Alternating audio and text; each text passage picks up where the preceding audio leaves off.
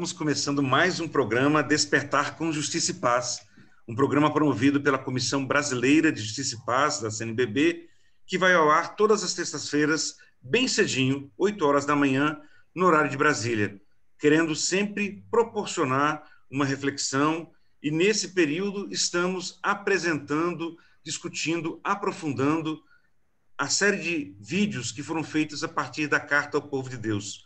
No 5º vídeo da série, nós vamos justamente conversar com Dom Leonardo Steiner, arcebispo de Manaus, que está aqui conosco hoje para justamente dialogarmos sobre essa iniciativa e, ao mesmo tempo, essa manutenção da profecia necessária no momento em que se agravam as condições sociais, ambientais do nosso país por uma falta de orientação para a centralidade da vida do nosso povo, dos povos indígenas e das comunidades tradicionais. Para iniciar o nosso programa, nós vamos assistir mais uma vez o nosso vídeo, o 5º vídeo desta série de 8 vídeos, onde vamos, então, conhecer um pouco mais da reflexão que 152 bispos, em 22 de julho desse ano, pronunciaram no Brasil, gerando esperança e um dinamismo social e essa reaproximação cada vez mais dos nossos segmentos da igreja com os movimentos sociais. Então, já vamos compartilhar agora.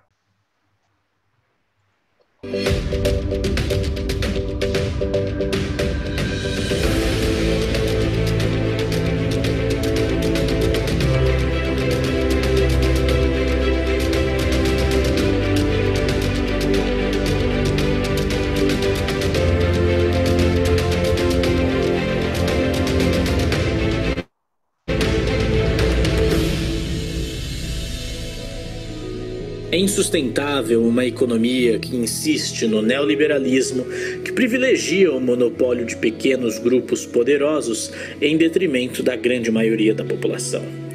A recessão que nos assombra pode fazer o número de desempregados ultrapassar 20 milhões de brasileiros. Há uma brutal descontinuidade da destinação de recursos para as políticas públicas no campo da alimentação, educação, moradia e geração de renda. A pessoa humana e o bem comum devem ser o centro da ação do Estado e do governo. Mas a economia é de exclusão e desigualdade, onde o dinheiro reina em vez de servir. As relações respeitosas com as entidades da República próprias da democracia sofrem. A agressão e as notícias falsas demonstram a incapacidade de mudar a realidade. Os programas econômicos esquecem os pequenos empresários. Ao lançar a carta ao povo de Deus, esses bispos nos fazem refletir sobre uma realidade social evidente e tão triste que temos em nosso país nos dias de hoje. Pela primeira vez na história do nosso país, temos mais desempregados do que empregados. Uma política econômica que privilegia o mercado, o lucro, em detrimento da vida. Un'economia che non ricorra a rimedi che in realtà avvelenano la società, come i rendimenti dissociati dalla creazione di posti di lavoro dignitosi. Questo tipo di profitti è dissociato dall'economia reale, quella che dovrebbe dare beneficio alla gente comune. E inoltre risulta a volte indifferente ai danni inflitti alla casa comune. L'opzione preferenziale per i poveri, questa esigenza etico-sociale che proviene dall'amore di Dio, ci dà l'impulso a pensare e disegnare un'economia dove le persone e soprattutto i più poveri siano al centro.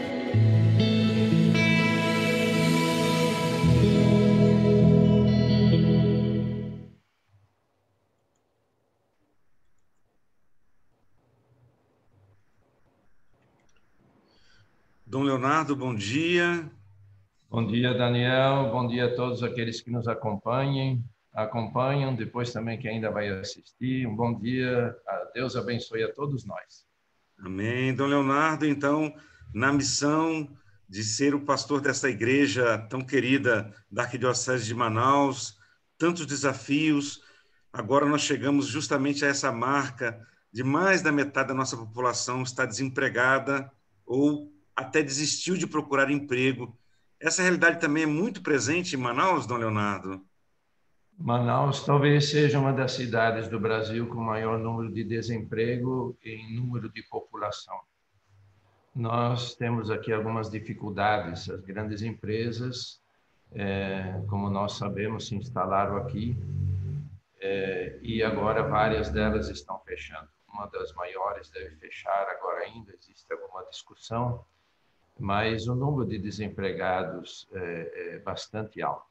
Basta ir para as periferias e nós vamos perceber. Eu não teria um número, um dado estatístico para apresentar, mas andando pelas nossas ruas, nós vemos quando as pessoas que vivem nas nossas ruas, que tem aumentado bastante, mas o que mais chama atenção em Manaus é o trabalho informal. O trabalho informal é assustador. Pessoas vendendo água, pessoas vendendo isso, pessoas vendendo aquilo. Em vários lugares, alguém monta uma pequena barraquinha para poder vender o café da manhã, então as pessoas param e tudo. Assim, admirável como as pessoas são criativas e buscam meios de sobreviver. Porque essa ajuda que o governo dá, naturalmente, tem ajudado, mas as pessoas estão pensando também no amanhã. É um momento realmente difícil. Eu não sei onde nós vamos parar com essa situação.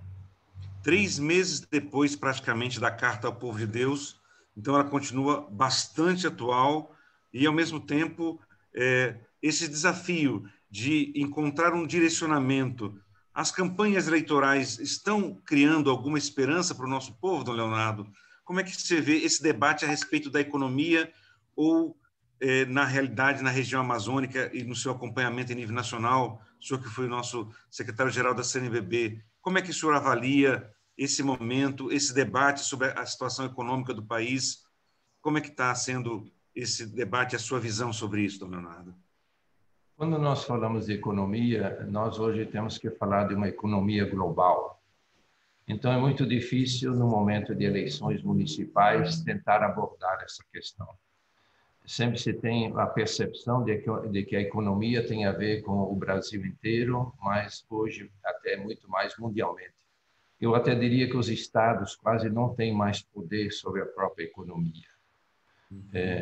Isso por causa das multinacionais, mas também o mercado internacional que hoje tomou conta da economia.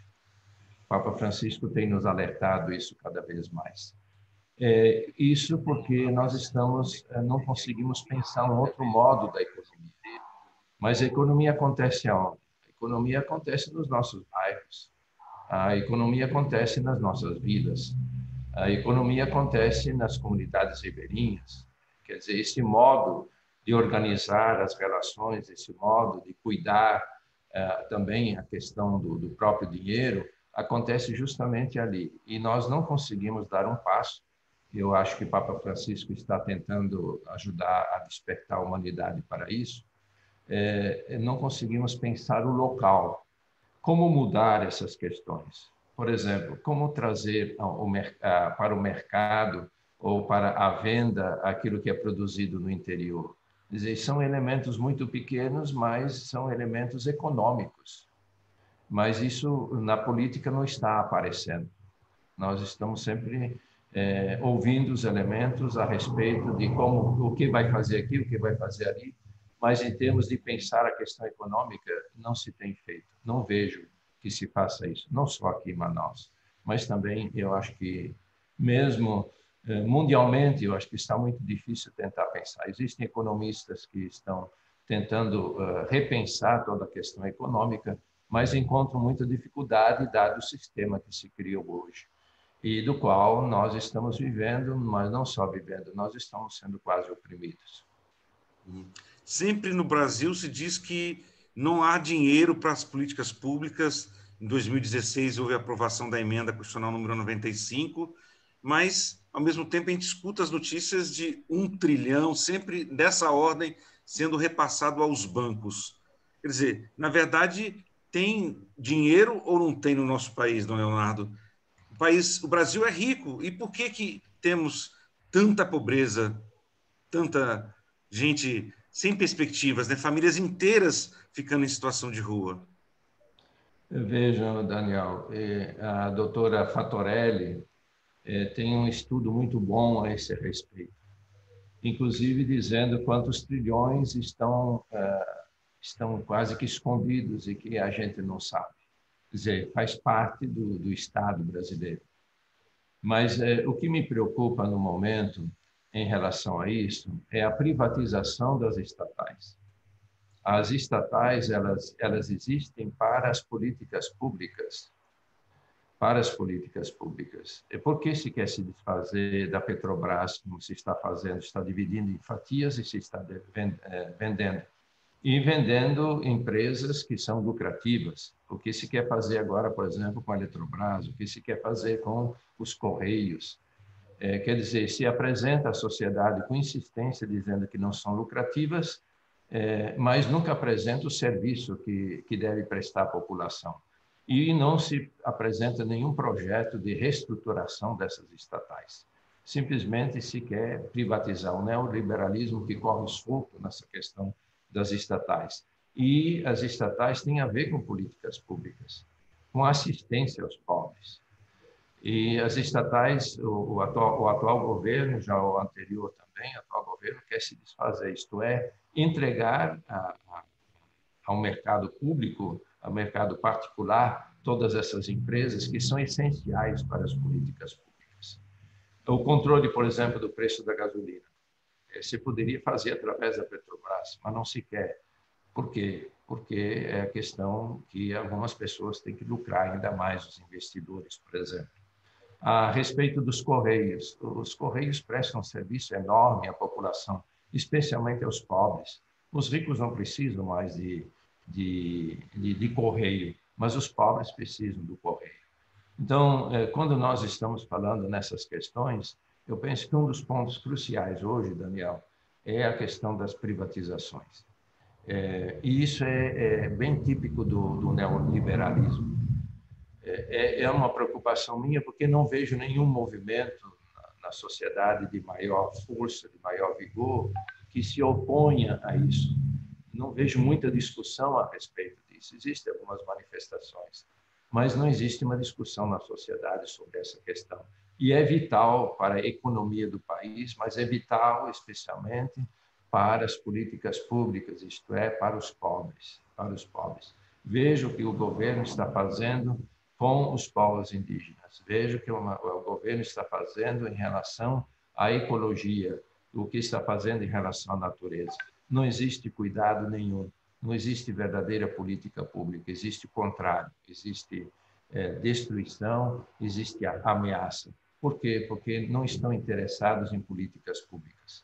E essas políticas públicas, elas precisam ser sustentadas de alguma forma, não só do dinheiro que está ali, mas justamente através das nossas estatais.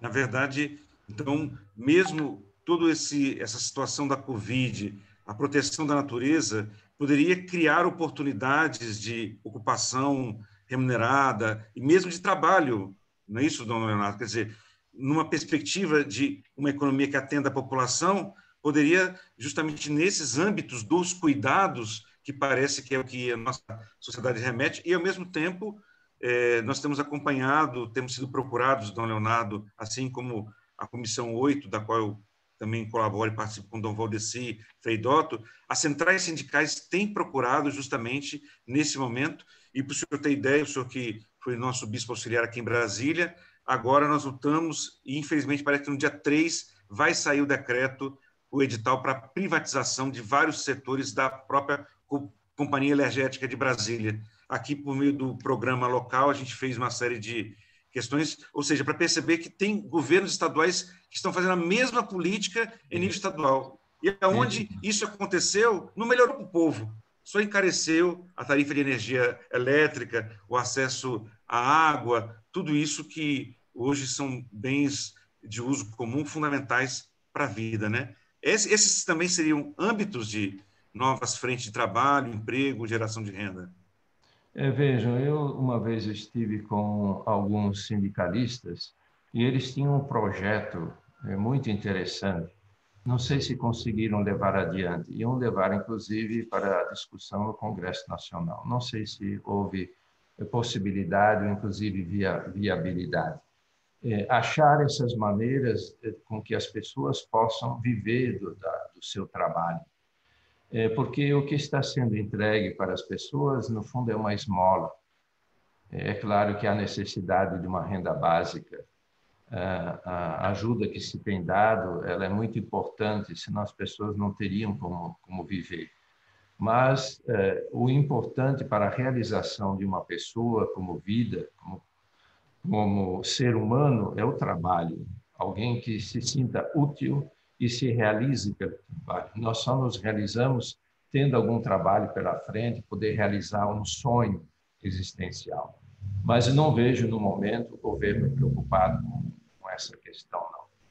E vendendo as estatais, pode estar certo que haverá um desemprego ainda maior. Haverá um desemprego ainda maior. E talvez seja o momento de nós começarmos a criar comissões para estudar algumas questões que têm a ver com a economia, mas economia sempre tem a ver com trabalho. Economia sempre tem a ver trabalho, economia e trabalho, mas como implementar, como levar. Por exemplo, qual é o incentivo que a agricultura familiar tem recebido? Qual é realmente o incentivo que tem recebido? Existem várias maneiras de fazer isso. Aqui em Manaus eu vejo, por exemplo, o esforço que os povos indígenas fazem, por exemplo, com artesanato. Nós poderíamos ajudar. Existem aqui artesanatos muito interessantes, não só da parte do povo indígena. Existem outros elementos que se deveria tentar organizar e incentivar e talvez até a gente poderia dizer fomentar através de ajuda econômica.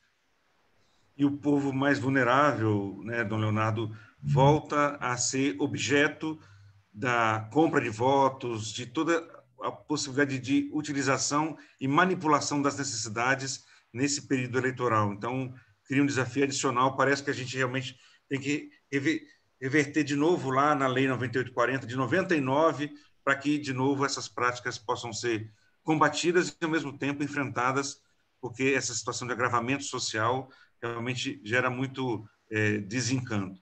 O diácono Bernardo Rangel... Talvez, Daniel, a questão de ter aproveitado a própria pandemia e os pobres para desvio de recursos. Ora, isso é gravíssimo. Mas por detrás de tudo isso tem uma questão só, é uma questão ética. Eu tenho a sensação de que o governo não está preocupado com a ética, isto é, com as relações com as pessoas, com a justiça, não tenho a sensação que não está preocupado com isso. É uma questão ética, envolve sempre. E a economia do jeito que está não é ética. A economia não é ética. É uma economia que acumula, a economia que não está preocupada com as pessoas, com os pobres. A economia do jeito que está não é ética. O centro acaba sendo a própria acumulação... O próprio mercado. Uhum. O diácono Bernardo Rangel ele diz justamente isso. A privatização promove mais desigualdade, logo é contra a promoção do bem comum, nessa linha da ética que o senhor falava. E o Vicente Sérgio, professor aqui do nosso instituto, também membro da comissão local, dá o bom dia e diz que está com saudades da sua liderança e presença aqui em Brasília, viu? Está dizendo que está faltando falta, viu, dona Leonardo? O carinho que o senhor deixou. E o senhor tocou, Manaus foi uma das capitais onde a situação da Covid foi muito presente e a gente percebeu a tua presença também, dona Leonardo, junto às pessoas, às famílias, mesmo sendo, como nós dissemos, né, do grupo que estaria vulnerável a essa contaminação. E agora o senhor propôs para o Dia de Finados uma ação que até onde nós temos acompanhado está sendo adotada em nível nacional. O senhor poderia falar um pouquinho mais dessa ação que o senhor está pensando, que foi proposta pela Igreja, pela Arquidiocese de Manaus, E que sentido tem, então, essa ação no campo social, teológico, existencial, Dom Leonardo? Por favor, qual é a ação mesmo? Apresenta para nós, para a gente poder entender e apoiar e divulgar e se somar nesse caminho. Veja, Daniel, cada vez mais vai ficando evidente que as feridas ainda não foram curadas. Quantas pessoas que não tiveram uma oportunidade de oração junto ao falecido, à falecida. As pessoas eu vi isso, chegaram ao cemitério e o corpo lá já estava no carro funerário. E de lá acompanhava até a sepultura. Eu fazia um pequeno momento de oração junto ao carro, benzia o caixão e era levado diretamente para ser enterrado. Não houve despedida. Não houve despedida. Isso não foi um caso, 2, 3. Muitos casos. Então, nós, como igreja, estamos nos questionando o que fazer.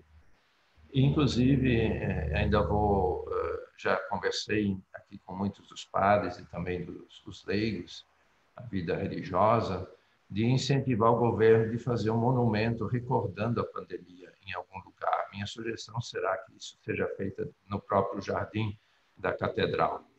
Então, nessa conversa sempre entre nós, surgiu essa ideia de plantar uma árvore, mas surgiu de plantar uma árvore que a árvore é viva. E quando nós estamos diante de uma árvore e o vento balança a árvore, nós vemos a graciosidade da árvore, né? Tem até um poema bonito do Dom Pedro que diz assim, falando da palmeira, né? O vento que penteia os teus cabelos, falando da palmeira. Uma poesia muito bonita. E sempre que eu olho as árvores no momento do vento ou da brisa, existe um movimento muito gracioso, como que brincando, a árvore como que brincando com o vento. A gente quase escuta a árvore falar, ai, ai, ai, ai, que coisa boa, né? Então, lembra sempre muita vida. E justamente quando nós estávamos conversando no tempo das grandes queimadas aqui e no Pantanal. Então, surgiu essa ideia de, no dia de finados, fazermos um gesto recordando todos os falecidos. Nós estamos incentivando as pessoas a enviarem o nome da pessoa falecida para uma das nossas paróquias, para a catedral de preferência, e vamos então, junto do clero, nós combinamos, e também das comunidades, plantar uma árvore. Mas estamos incentivando a plantar uma árvore para recordar a vida, os que faleceram, que agora nós vamos rezar para que estejam no reino definitivo, mas também para que nós cuidemos da casa comum, que é o lugar da vida de todos nós, da natureza. E até a festa da Imaculada, que é 8 de dezembro, que é a grande festa de Manaus, que é a padroeira daqui. É impressionante como o pessoal, como aqui em Manaus, se tem uma devoção muito grande a Nossa Senhora Imaculada. Nós queremos ver se até lá conseguimos plantar 1000 árvores. E já temos agora também a manifestação de outras entidades que estão muito interessadas nisso. Inclusive comunidades que vão plantar árvores, que têm um terreno um pouquinho maior, vão plantar árvores recordando os nossos falecidos. Vamos colocar uma plaquinha onde for possível, recordando esse momento. É um momento que será feito na liturgia. Quisemos fazer que fosse um momento litúrgico de oração, de recordação, de trazer para a celebração os nossos falecidos, mas também a grande dificuldade que temos no momento com a questão ecológica. Ou seja, esse espírito franciscano de Dom Leonardo está criando cada vez mais raízes aí nessa terra onde a questão ecológica acaba se colocando e todos os desafios da vida urbana e, ao mesmo tempo, dessa dimensão da presença e da recordação da memória, né, dos ritos, e isso, vamos dizer, do nosso povo que já tem uma cultura mais urbana, né? O desafio é ainda maior para os povos indígenas, né, Dom Leonardo, o senhor que tem tanto apreço pela questão indígena, nessa falta de fazer o rito também de entrega e de passagem a partir dos mortos, que também foram numerosos entre as populações indígenas. Nós temos já dificuldade em não nos despedirmos. Parece que faltou alguma coisa. Vejam, quando morre alguém num acidente aéreo, por exemplo, e não se consegue resgatar o corpo, fica um vazio até o fim da vida, da nossa vida na família e assim por diante, né? Parece que faltou alguma coisa. É uma ausência que não se tornou presença e continua ausente, não é? Os povos indígenas é ainda mais. Existe uma relação familiar extraordinária, mas é uma relação que é cultural, mas é uma relação religiosa também.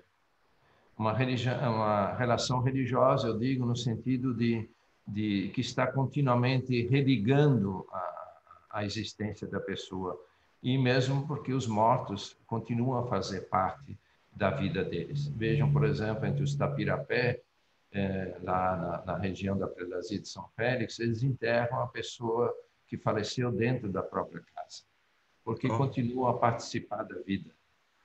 De lá é que a pessoa vai buscar o seu caminho, mas continua a fazer parte. Então, se enterra dentro de casa.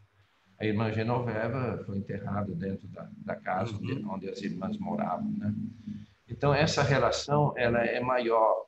Eu vejo isso também nos ribeirinhos aqui em Manaus, que essa relação é ainda mais próxima. Na medida em que vamos nos urbanizando, parece que a questão da morte fica assim, é difícil, mas essa questão do despedir, do rezar, vai se tornando devagarinho assim mais frágil. Ao passo que quanto mais nós estamos ligados a uma religiosidade, a uma proximidade, exige momento de despedida, exige um momento da oração. E nós ainda vamos fazer aqui em Manaus, quando passar a pandemia, nós queremos fazer uma grande celebração pública. Existe um espaço aqui que comporta umas 100 mil pessoas e nós vamos fazer isso.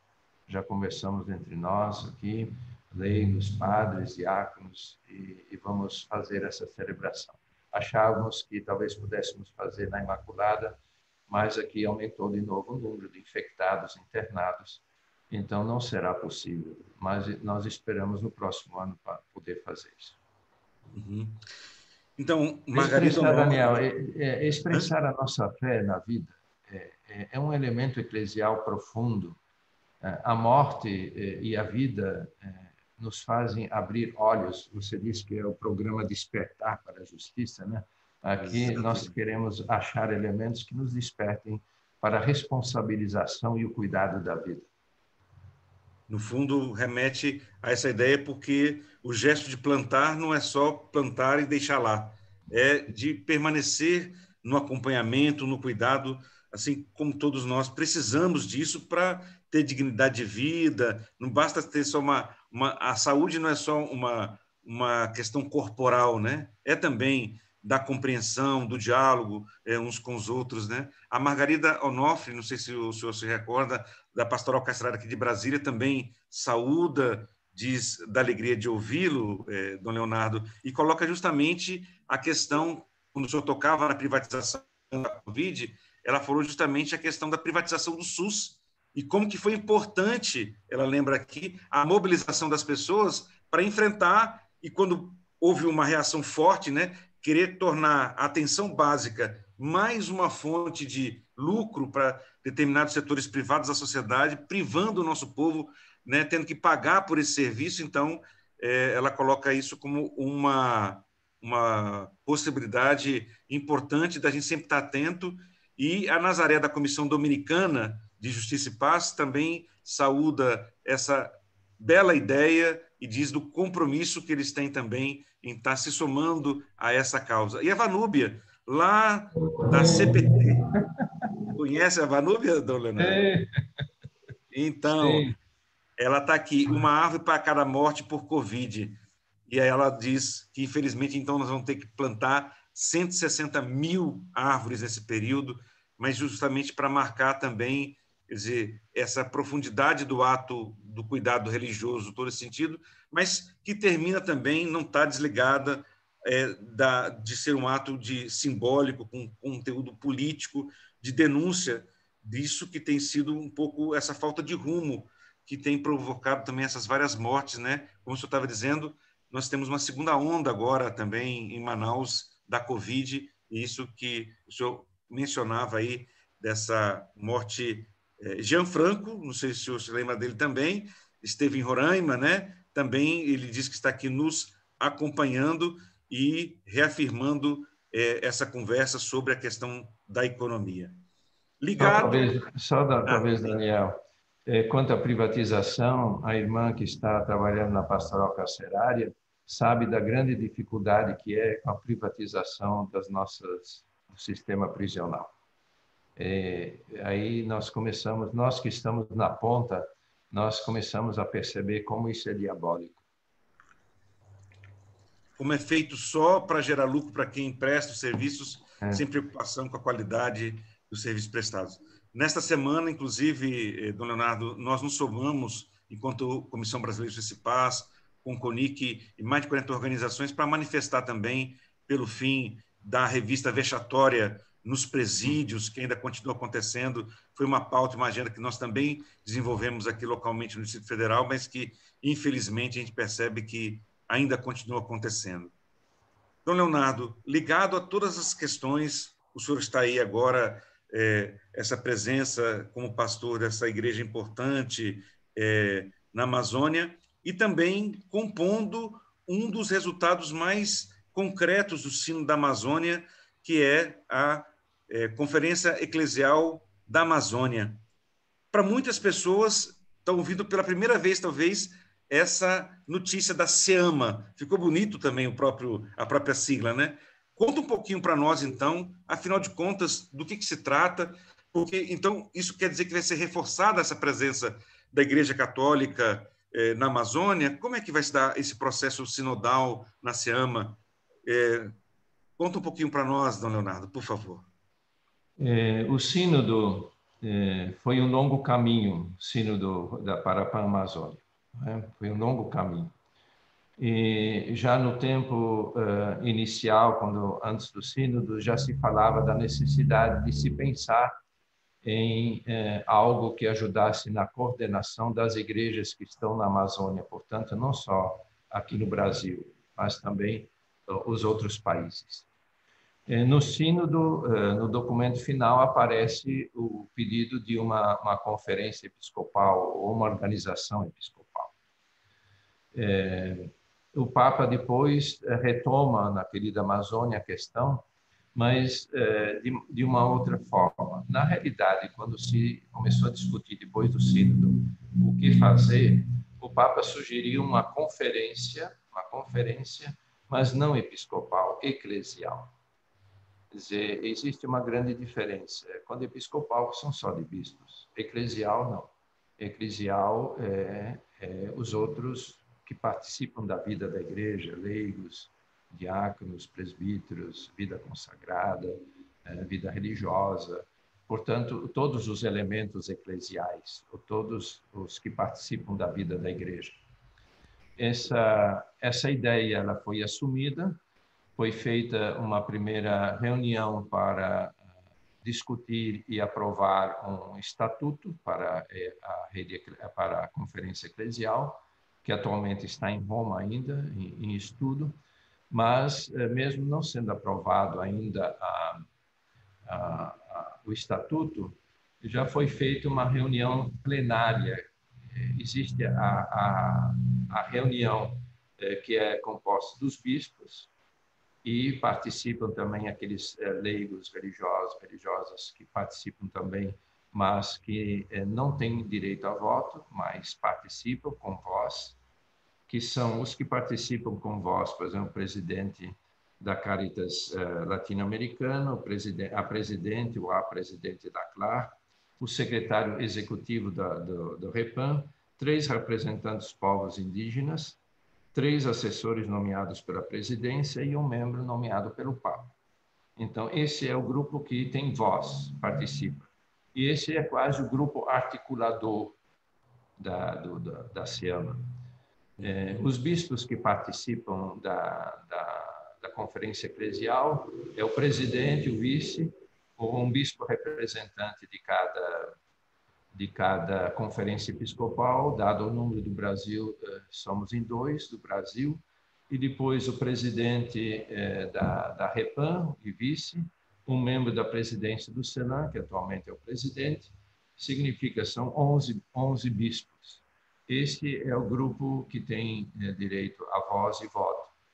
E a plenária é que sempre vai dando a direção às questões. Aí todo mundo vota nas propostas. Estamos atualmente aí discutindo uma espécie de diretrizes, se quisermos chamar assim. O que vamos fazer, o que vamos propor para todas as igrejas que estão na Amazônia. A SIAMA, portanto, é uma tentativa de levar a efeito o sínodo, o documento final, e a própria querida Amazônia. Tem um dos teólogos que nos ajuda muito, um argentino, o Galli, que elaborou um texto que acabou sendo aprovado na primeira reunião, depois de aprovado o estatuto, foi aprovado esse texto como um texto orientador. Lá se coloca o porquê dos objetivos, mas os 2 objetivos fundamentais é tentar ajudar as igrejas que estão na Amazônia e levar a efeito o sínodo, vamos propor o documento final do sínodo e a querida Amazônia do Papa Francisco, isto é, os 4 sonhos que ele nos propõe. Como nós sabemos, sonhos, em São José é um sonhador, né? Mas os sonhos dele determinam o futuro, determinam as decisões. Os sonhos em São José dizem, inclusive, da obra salvífica, da receptividade da obra salvífica, mas, ao mesmo tempo, também do cuidado. Mas isso nasce do sonho.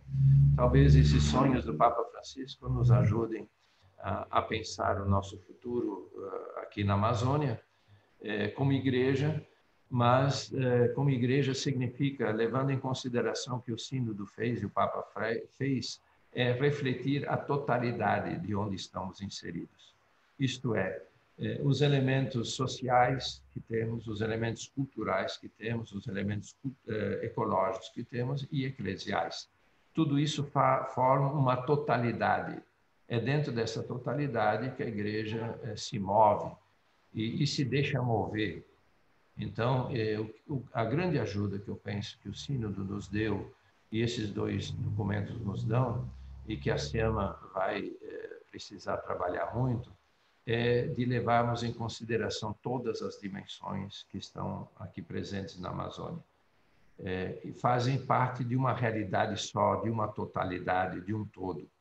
Eu acho que isso é a grande riqueza que nós temos pela frente. Portanto, uma igreja profundamente encarnada.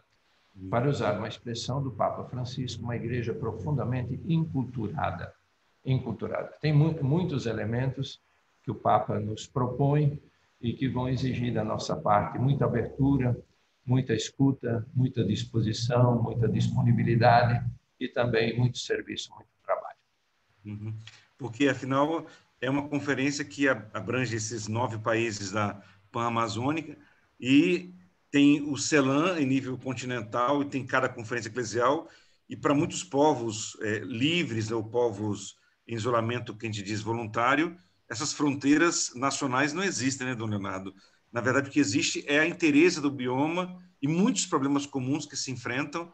Quer dizer, é uma igreja, é uma conferência eclesial que o tempo todo também vai precisar estar atenta a essas realidades que o sínodo realmente amplificou, e com toda a questão das queimadas que anteriormente, infelizmente, também antecederam o sínodo do ano passado, também agora nos colocam diante desses desafios, né, de dar uma resposta, né, enquanto igreja.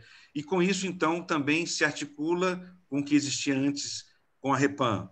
E aí, a partir daí os serviços se integram um pouco mais, mas ela vai cuidar do total daquilo que saiu do documento final e da própria querida Amazônia. É isso mesmo, Dom Leonardo? A SIAMA? A REPAM é um organismo de assessoria, digamos assim, uma rede de assessoria.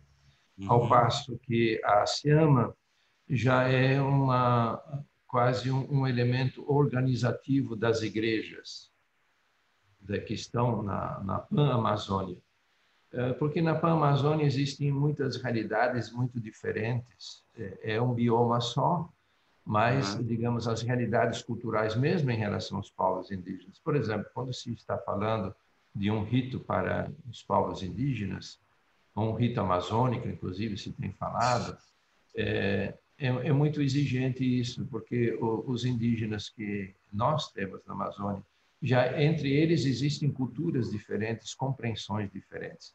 Agora, imagina isso em relação, por exemplo, à Bolívia, onde existem tradições populares dos povos indígenas como expressão religiosa, como expressão do Evangelho. Tudo isso é preciso, então, ouvir e ir encaminhando. Existe uma riqueza enorme para ser colocada a serviço de todos. O como vai se estruturar, eu espero que não se estruture muito, o como vai se organizar. Eu acho que é importante isso, senão daqui a pouco nós temos uma estrutura pesada, quase. A CNBB já se tornou uma estrutura um pouco pesada demais, que era inicialmente para ajudar as igrejas particulares do Brasil todo, mas se tornou uma estrutura um pouquinho pesada, que eu acho que era necessário rever. Mas eu espero que isso não aconteça com a SEAMA e possamos permanecer assim, porque existe um trabalho muito grande nas igrejas aqui. Existem encontros periódicos das igrejas aqui. É extraordinário isso. Eu tenho aqui muito a aprender. A participação dos leigos aqui é tão significativa. A participação dos padres, as lideranças dos padres. Então, isso tudo vai fazer parte da SEAMA. Mas a SEAMA que ela não se estruture demais, não. Mas nos ajude a cada vez mais estarmos à disposição do Evangelho para que o Evangelho se torne visível, perceptível, vivível, e assim o reino de Deus cada vez mais seja implantado. Certo. Dom Leonardo, aqui temos agora então a saudação também, manda um abraço muito feliz aqui, o nosso Elianildo, da Iniciativa das Religiões Unidas, né? Hoje o senhor chegou em vários outros ambientes aí também, justamente pelo apreço, né? A Maria do Carmo, lá em São Luís também, nos saúda o senhor aqui também, o Chico Botelho também, e coloca justamente isso, a morte por Covid significa vidas tiradas, vidas que com certeza se sentiam vulneráveis, com medo de se perdê-las, mas que infelizmente se foram, que estejam na glória de Deus, né? Quase que fez uma prece aqui a Maria do Carmo lá em São Luís do Maranhão.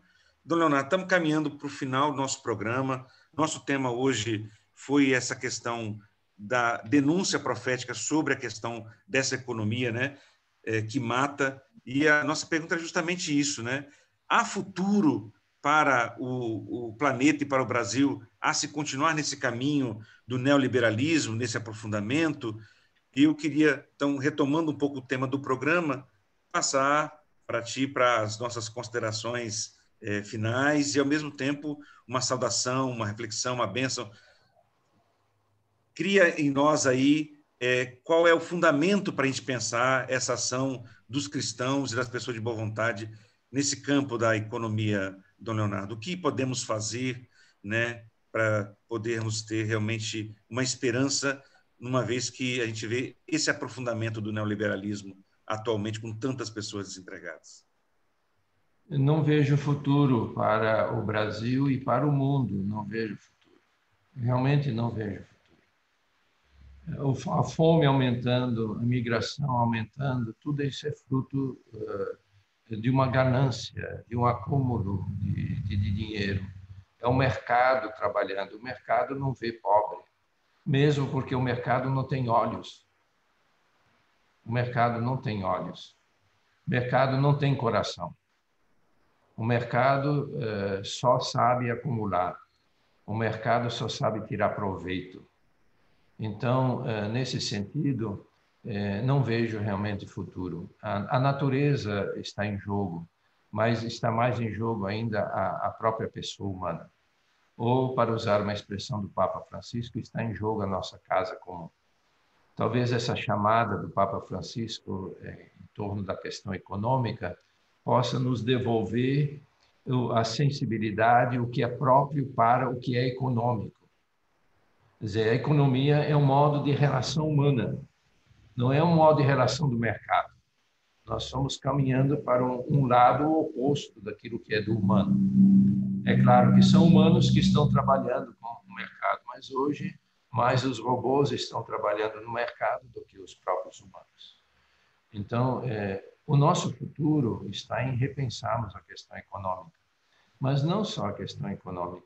O Papa Francisco já nos alertava, e muito com a Laudato Si, a necessidade de retomarmos relações que sejam relações profundamente humanas, relações de cuidado e de cultivo. Ele usava essas duas palavras. Se nós não fizermos isso, estamos correndo perigo. Estamos correndo perigo realmente. O que estamos extraindo da terra não é renovável. Uma árvore você pode replantar. O ferro você não replanta dentro da terra. Você revolve a terra e retira o carvão, fica todos os dejeitos e fica toda a poluição. Eu sou de uma região no sul do Brasil, onde há o rio onde nós lavávamos roupa e tomávamos banho. Hoje você não pode entrar, você não pode pisar. Tamanha é a poluição de um rio onde nós pescávamos, onde caçávamos cascudo debaixo das pedras. Oh, delícia. Então, realmente, Daniel, não vejo futuro se continuarmos assim. É necessário uma grande reviravolta. E a igreja tem uma responsabilidade nesse sentido. Tem uma responsabilidade econômica, tem uma responsabilidade política, Política, não estou falando em partidos políticos, mas a responsabilidade política, quer dizer, esse caminho indicativo de um modo de ser e de estar como pessoas num grupo, numa sociedade. Isso é política. Ou, como dizia Hannah Arendt, sair do familiar para o social, para o que é comum, para o que é de todos. Não é? E essa é a tarefa do Evangelho. A tarefa do Evangelho é criarmos uma família humana, onde todos são filhos e filhas de Deus. Então, nós não podemos simplesmente achar que nós não temos responsabilidade. Não, nós temos responsabilidade. E não podemos dar ouvidos àqueles que nos agridem, nos violam no nosso pensamento. Nós não podemos dar ouvido, não. Nós temos que tentar ser fiéis ao Evangelho. Ora, se todos são filhos e filhas de Deus, todos têm que ter oportunidade. Todos têm que ter possibilidade de educação, de saúde, de arte, de diversão. Todos têm que ter essa possibilidade. Não pode ser privilégio de alguns, se todos são filhos de Deus. Se diante de Deus somos todos filhos e filhas, por que essa grande distinção e esse abismo entre pobres e ricos? É uma questão de visão de mundo, é uma questão de visão de pessoa. Nós não podemos, nós temos como igreja responsabilidade, sim. Temos uma responsabilidade de fé, e porque acreditamos que todos somos filhos e filhas de Deus, mas, segundo Gênesis, somos imagem e semelhança de Deus. É uma grandeza que nenhuma outra criatura tem. Nenhuma outra criatura tem, só nós temos. E essa é uma grande responsabilidade nossa, de ajudarmos a cada pessoa a chegar à plenitude de ser imagem e semelhança de Deus, de ser filho e filha de Deus. Isso tudo passa também pela economia, passa pela política, passa pela justiça, passa pela fraternidade. Então, que nós despertemos, não é assim? Despertar, né? Com justiça e paz. Isso, então, despertar com justiça. Justo é aquilo que é justo, o que é ajustado, o que está bem colocado. Isso é o justo, né? Tem até uma expressão em alemão que diz assim, o parafuso que está tão bem colocado que não espana. Ele está bem colocado, ele não está apertado demais e nem solto. Ele está no lugar devido. Isso é o justo. Imagine as nossas existências humanas colocadas assim, coletivamente ou fraternalmente, desse modo. E não esquecer que nós, como cristãos, nós, como católicos, quando pensamos em todas essas coisas, nós ouvimos do Evangelho essas belezas, essas profundidades, e nós os expressamos também na fé. Nós expressamos especialmente na samaritanidade, na misericórdia. Se para a sociedade a ética é devida e é aglutinadora, para um cristão, para um católico, ou é a misericórdia, porque a misericórdia ela é plena, ela abrange toda a totalidade. E a misericórdia hoje, ela necessita estar presente na casa comum. E você falou de profetismo, Daniel. Talvez a gente precisa pensar, eu sempre admiro nos profetas, são as palavras afiadas que eles têm, mas especialmente as palavras afiadas que remetem para a origem do povo, remetem para a fonte, remetem para o lugar do encontro. E o profeta, ele sempre usa as palavras, às vezes assim até como espada, mas é para acordar, despertar o povo para que volte às fontes, não saia das fontes, não saia da sua origem, não saia da aliança, volte para a aliança, porque Deus espera, e Deus, apesar da traição, apesar, para usar a expressão do profeta, apesar da prostituição, que o povo está na sua fé, é preciso voltar às suas origens. E esse é o tempo da profecia nossa, o tempo do deserto que estamos vivendo, mas não esquecermos que nós estamos sempre caminhando para o reino definitivo e verdadeiro. E por isso, de mãos erguidas, com cabeça erguida, com os pés na estrada. Que bom, Dom Leonardo, esse despertar que revigora nosso coração e nos anima. Nesta segunda-feira, última, a Comissão Brasileira também soltou uma nota remetendo à tradição lá do Nordeste, ouvir o clamor do nosso povo, justamente para chamar a atenção desses elementos centrais que o senhor tratou hoje no programa, toda essa questão das mortes provocadas pela Covid e pela violência do Estado nas periferias, principalmente contra os jovens negros, a situação do desemprego que está cada vez mais fluente no nosso país e essa convocatória, que eu acho que é a última palavra que o senhor nos deixa. Sim, vamos nas eleições ter consciência no voto, fazer a nossa parte, mas não podemos achar que é o Estado que vai dar conta de tudo. Cada uma de nós precisamos assumir a nossa responsabilidade e o nosso compromisso também com essa promoção, com esse cuidado com a casa comum.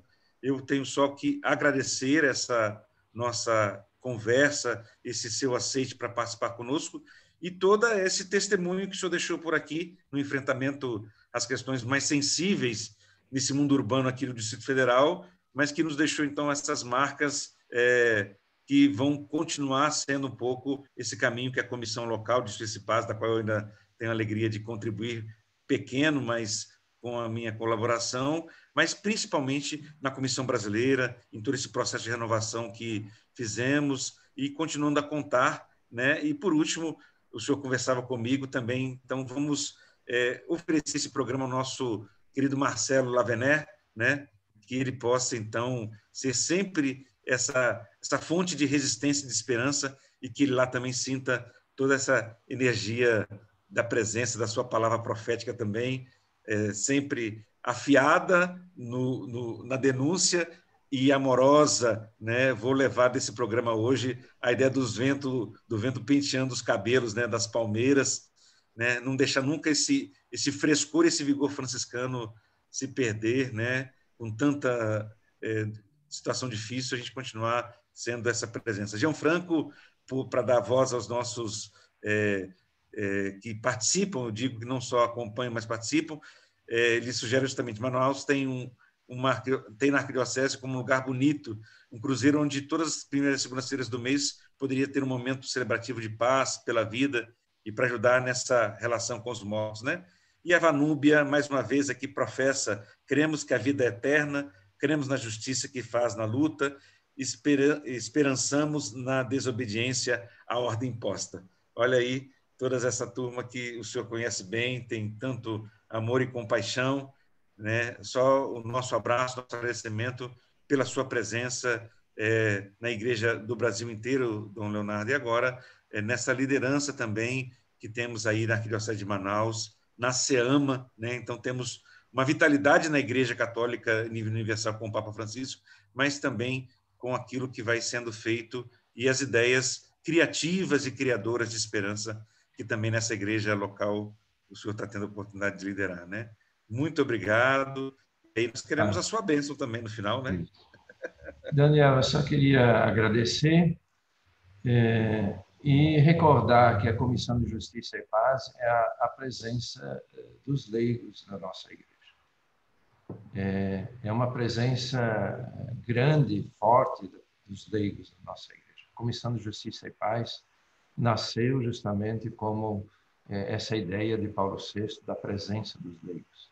Termos pessoas de diversas compreensões, de diversas atividades, eu diria até de profissões, para ajudar a pensar a questão da justiça. Então, eu queria agradecer essa presença, essa contribuição. Alguns, às vezes, acham uma presença incômoda, mas o incômodo faz parte quando nós queremos realmente levar o Evangelho e sermos coerentes com o Evangelho. Então, a Comissão de Justiça e Paz tem essa vocação da presença laical da Igreja. E é uma presença que não é fácil. Por quê? Porque precisa ajudar a despertar, precisa ajudar a abrir olhos para questões fundamentais que às vezes passam desapercebidas.